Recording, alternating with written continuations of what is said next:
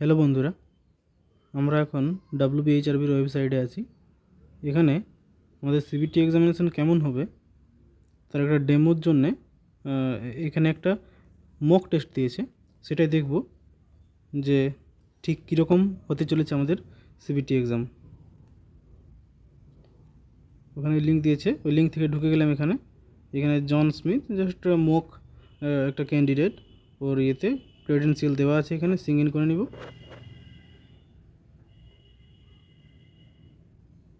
এই যে এখানে ইনস্ট্রাকশন দেওয়া আছে, এটা নেক্সট করতে হবে। ঠিক এইভাবেই সেদিন পরীক্ষার দিনও এক্সাম হলে ঠিক এইভাবেই আমাদেরকে প্রসিড করতে হবে। এই স্টেপগুলো এখানেই বক্সে ক্লিক করতে হবে, দিয়ে I am ready to begin করতে হবে।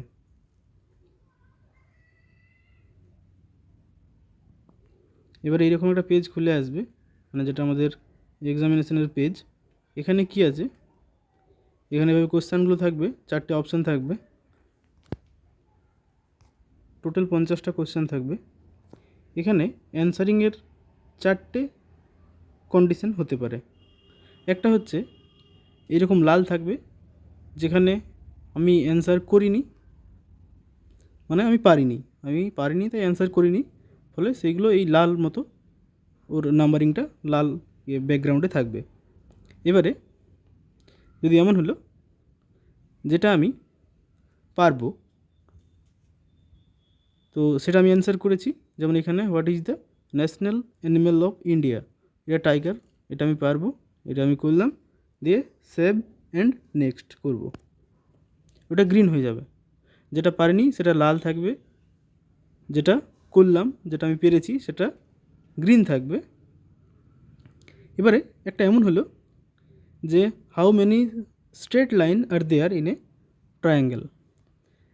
এটা ধরো আমার এখন মনে পড়ছে না, তবে আমি এটা পারবো, আমার মনে হচ্ছে আমি পারবো, কিন্তু এখন মনে পড়ছে না।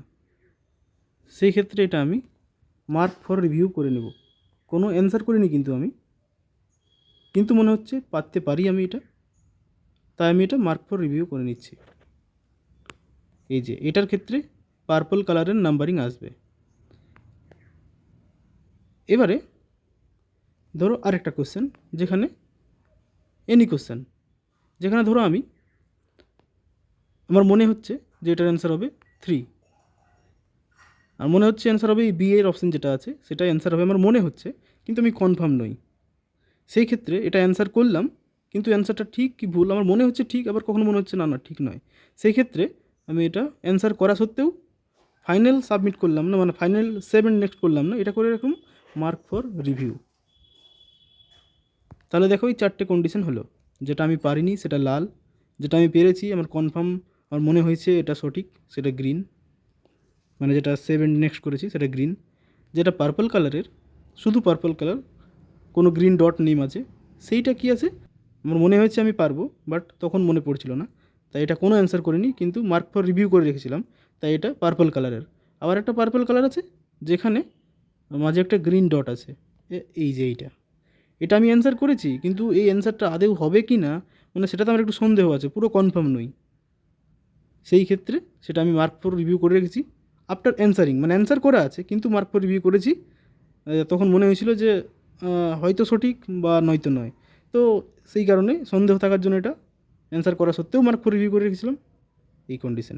তো এই যে 4 নম্বর কন্ডিশনটা, যেখানে অ্যান্সার করেছি কিন্তু কনফার্ম নই বলে সেভ অ্যান্ড নেক্সট করিনি, মানে মার্ক ফর রিভিউ থেকে গেছে অ্যান্সার হওয়া কোশ্চেনটা, এটার অ্যান্সার যদি সঠিক হয় সেক্ষেত্রে আমার নাম্বার পাওয়া উচিত কি না। এটা এমসিআরের যে এক্সাম হয়েছিল সেখানে ওরা বলেছিল যে এটা পাওয়া উচিত না, ওরা নাম্বার দেয়নি। এটার জন্য অনেকেরই অনেক নাম্বার চলে গেছে এই মার্ক ফর রিভিউ কোশ্চেনের অ্যান্সার ঠিক থাকা সত্ত্বেও, যেহেতু সেটা সেভ অ্যান্ড নেক্সট করেনি তাই তাদের এটা নাম্বার দেওয়া হয়নি, ওই মার্ক ফর রিভিউতে নাম্বার দেয়নি। কিন্তু রেলওয়ের যে এক্সাম হয়েছিল সেখানে আবার এই মার্ক ফর রিভিউ যেগুলো করা ছিল সেটাতে তারা নাম্বার দিয়েছিল, মানে যেগুলো সঠিক ছিল। এদের কি কন্ডিশন আছে, এই যে এখানে আই বাটন আছে ডান দিকে, এই আই বাটনটাতে ক্লিক করে দেখা যাবে এদের কি কন্ডিশন আছে। এই যে কোশ্চেন টাইপ এমসিকিউ হবে, সঠিক অ্যান্সারের জন্য 2 নম্বর থাকবে, নেগেটিভ মার্কিংয়ের জন্য 0.5 কাটা যাবে, আর এই যে গ্রিন থাকবে যেগুলো অ্যান্সার করেছি, যেগুলো লাল থাকবে যেগুলো অ্যান্সার করিনি, আর ওই নাম্বার যেমন আছে সেই সাদা ঘরেই থেকে যাবে। যদি সেটা দেখিই নি, টোটালি স্কিপ করে চলে যাই, ওই কোশ্চেনটাতে ঢুকিয়ে নিই সেক্ষেত্রে।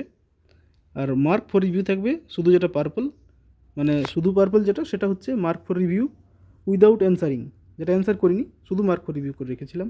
যেটা অ্যান্সার করেছি তারপরে মার্ক ফর রিভিউ করেছি, ফাইনাল 7 নেক্সট করিনি, সেটাতে পার্পল, তার মাঝে একটা গ্রিন ডট। এটা দেখো, এটার জন্য কি বলেছে condition, answered and mark for review will also be evaluated, মানে এরা মার্ক ফর রিভিউ থাকা যে কোশ্চেন অ্যান্সারগুলো সেটাতে নাম্বার দেবে। মানে তুমি ফাইনাল 7 নেক্সট করোনি, অ্যান্সার করার পরে মার্ক ফর রিভিউ করে রেখেছিলে, সেগুলোতে যদি ঠিক থাকে তাহলে তুমি নাম্বার পাবে এখানে। এটা হচ্ছে এদের কন্ডিশন। এই কন্ডিশনটা তখনই তৈরি হয় যখন ধরো তুমি অনেকগুলো মার্ক ফর রিভিউ করে রেখেছো, কিন্তু তোমার পরীক্ষার সময় শেষ হয়ে গেছে, ফলে অটো সাবমিট হয়ে গেছে, সেই ক্ষেত্রে তুমি সেগুলো কনফার্ম 7 নেক্সট করতে পারোনি, সেই ক্ষেত্রে এই কন্ডিশনটা দেখা যায়।